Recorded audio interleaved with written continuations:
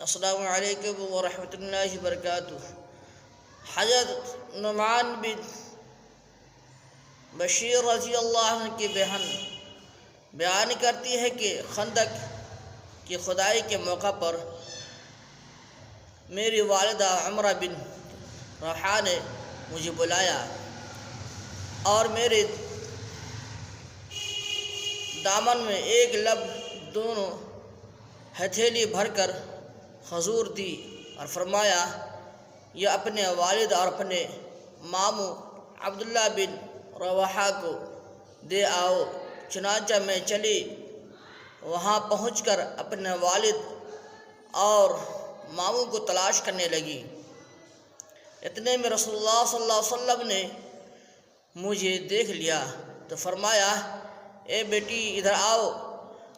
میں آپ صلی اللہ علیہ وسلم کے پاس پہنچی تو آپ صلی اللہ علیہ وسلم نے پوچھا، یہ کیا ہے؟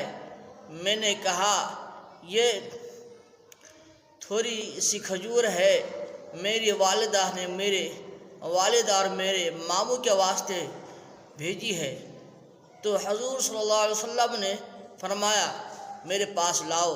میں نے ساری کھجور حضور صلی اللہ علیہ وسلم کی ہتھیلی مبارک میں رکھ دی اور پھر ایک کپڑا بچھوا کر اس پر بکھیر دی، اور ایک آدمی کو فرمایا کہ آواز لگاؤ۔ چنانچہ اس آواز پر سب لوگ جمع ہو گئے اور کھانا شروع کیا، اور کھجور بڑھتی گئی حتیٰ کہ سب لوگوں نے پیٹ بھر کر کھائی۔ پھر بھی اتنی زیادہ بچ گئی کہ کپڑے پر سے کھجور زمین پر گر رہی تھیں۔